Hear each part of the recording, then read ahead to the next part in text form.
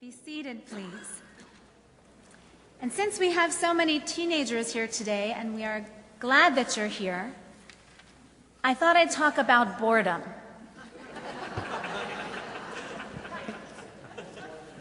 Have you ever felt that way? According to Gary Rosenblatt, the editor of the Jewish Week, the greatest threat to Jewish life is boredom. So I wish to tell our teenagers today that Judaism is complicated and fascinating, adaptable, strong, deep and wide, imaginative, and not yet finished. Judaism is old and eternal, and Jewish life is always still in the making. And you have everything to do with that. Judaism in the making, Jewish life in the making. I hope that by now our confirmands are on to the fact that Judaism is more than Bubby's chicken soup, more than bagels and Jewish jokes, more than Israel, more than tzedakah, more than Holocaust guilt, more than Manish Tana at the Seder table, even more than Holy Blossom Temple and all of Bathurst Street combined. I wish to tell you, confirmation class of 5774, that you should be curious, that you should question, and you should challenge, and you should doubt what you think you've learned so far. And you should know that Judaism can take it. 4,000 years of philosophies, poetries, and prayers can handle your big questions. What Judaism can't handle is your boredom. Boredom is an insult to the Jewish leaders and scholars, workers and teachers and activists who walked before you. Boredom is an affront to our God, if I may be so bold as to say. If you make the mistake of being lazy or passive in your Jewish pursuits, you will always find it lacking. If you are rigorous in your studies, however, if you are attentive to your prayer practice, if you are committed to acts of chesed and acts of justice, you will never be bored. King Solomon was bored. According to tradition, he is Kohelet who tried women and wine, wealth and power, and he tried wisdom too, and they were all fleeting. He found them all lacking in the end. All eventually ran out on him, abandoned him to an existential boredom. There in the book of Ecclesiastes it is written, "The silver cord snaps, the golden bowl crashes, the jar is shattered at the spring, and the jug is smashed at the cistern, and the dust returns to the earth." Bored Jewish kids all over North America say things like, "Every year it's the same thing all over again. Same holidays come and go, same Torah studies told over again." When one student complained to the Hasidic master about this repetition, the teacher answered by saying, "Yes, it's true. The Torah doesn't change year to year, but you do. Hafoch ba v'hafoch ba, turn it over and over again," teaches Pirkei Avot, "for everything is in it. Keep your eyes locked on it. Grow old and experienced with it. Never move away from it, for you will find nothing better than it." Some might complain about a boring teacher or a boring book, a boring prayer service, or God forbid, a boring sermon. And some parents make the mistake of saying things like, "Yes, I was bored, and you'll be bored too. I suffered through it, you'll suffer through it too." But the poet Dylan Thomas doesn't let us off the hook so easily. With a turn of phrase, he says, "Something is boring me, and I think it's me." Our boredom needs to be taken seriously, all of us, not just our teenagers. Boredom signals that it's time to search for meaning. It's time to pursue intellectual stimulation and spiritual growth.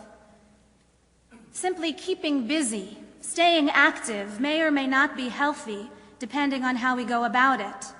But in and of itself, a busy life will not address spiritual boredom.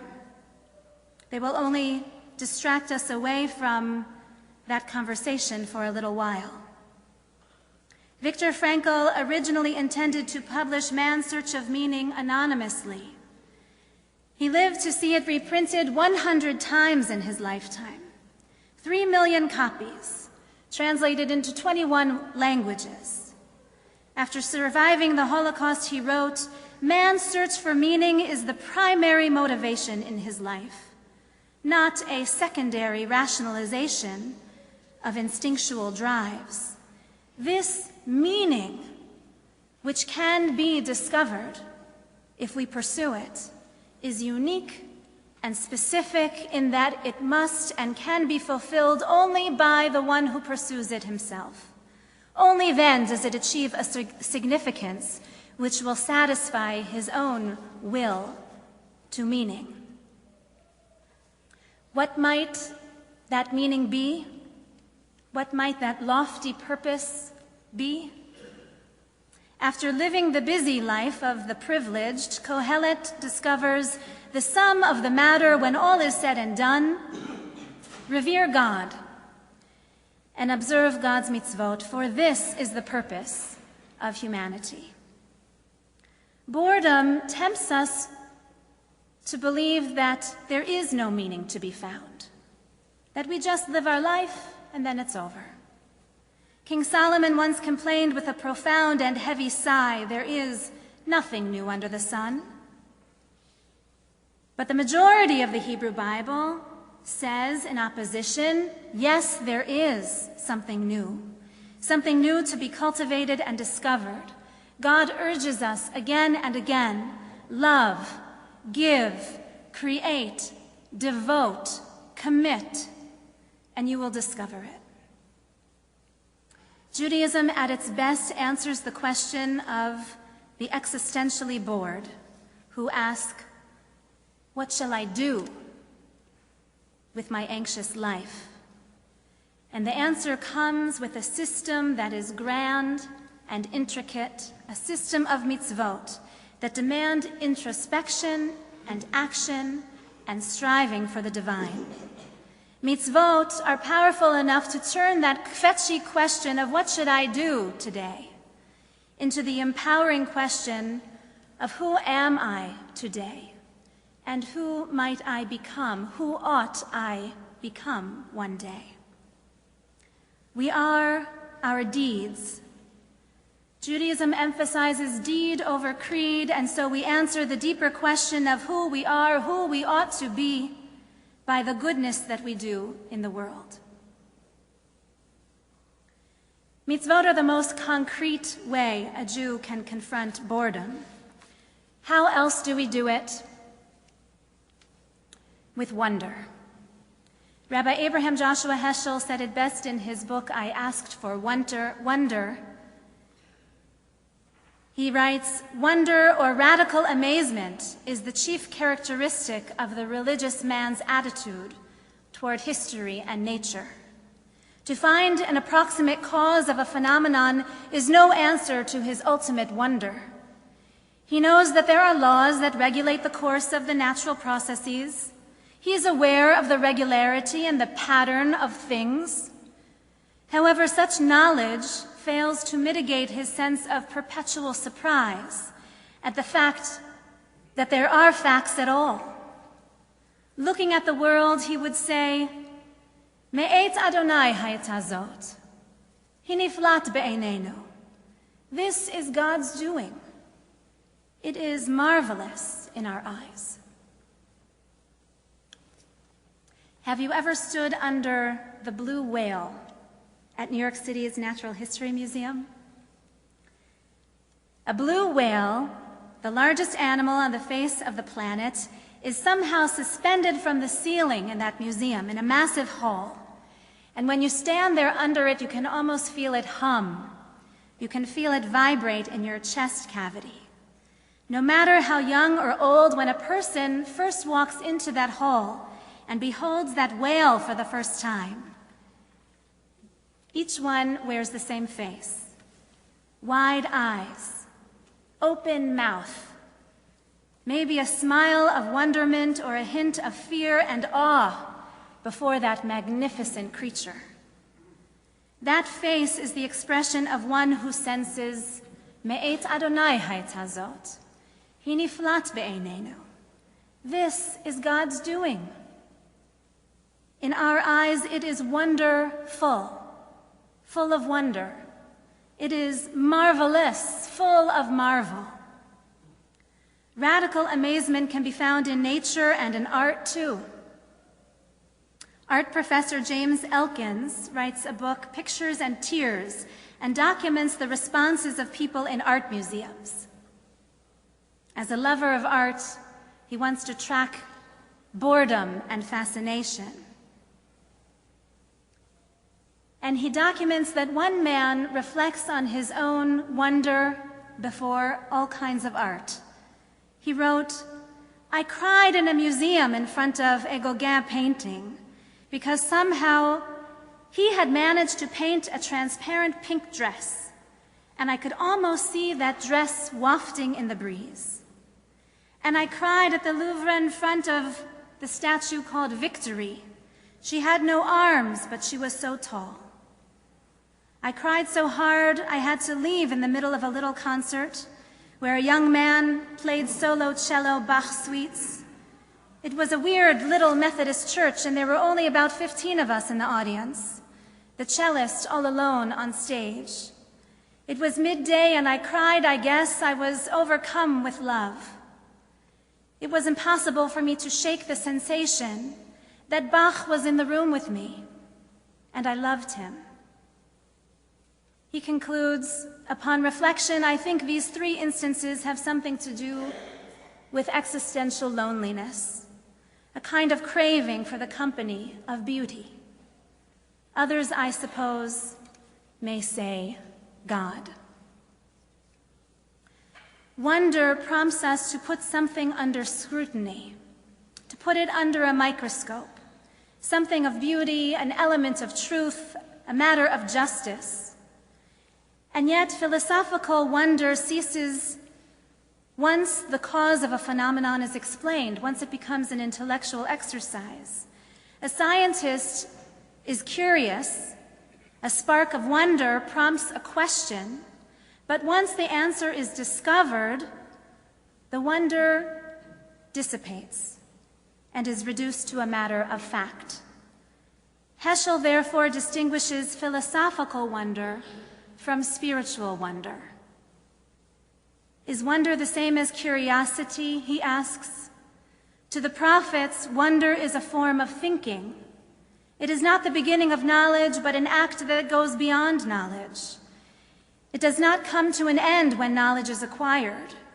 It is an attitude that never ceases. There is no answer in the world to man's radical amazement. In other words, a magic trick at first is amazing. It's amazing until you learn how it works. We first delight in the surprise. We're all children again, and we gasp, and at the same time, we want to know, and we don't want to know. How did he do it? Because once the trick is revealed, how it was done, once the gimmick is known, the wonder is shattered. It's no longer magic. Even the magician looks different. He's no longer a magician. He's reduced to a trickster. But spiritual wonder, Heschel says, spiritual wonder never diminishes. It's impossible, even when we learn how it works.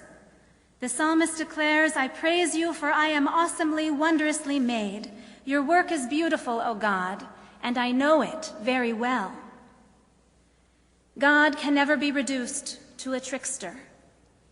Even when we learn the science of evolution, the science of the orbit, the science of an atom, they are no less wondrous, sometimes only more so. And there is one other source of wonder. And I look to you, our confirmation students, and our bar mitzvah, and to you too, Saul. There is the wonder within. We might more easily feel wonder at the vastness of what is on the outside, oceans and mountains and stars. But if we are to confront our spiritual boredom, we can turn a sense of wonder inward, not forgetting to see the divine inside. We must read ourselves, we must read our lives like the Torah scroll. A life is a sacred text to be received, to be read, to be held and cherished, to be reread and interpreted again and again at every stage of life. Today we say, I am the reader of my life's text, and I will glean the interpretations and the deeper meanings from that text, and I will never be bored.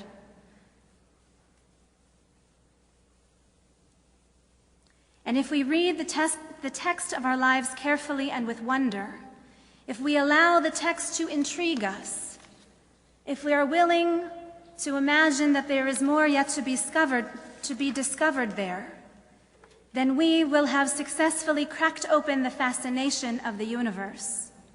Each one of us must become the best reader of our own life's text, so that we might join with the psalmist in saying, Me'et Adonai hayat hazot, hiniflat be'einenu.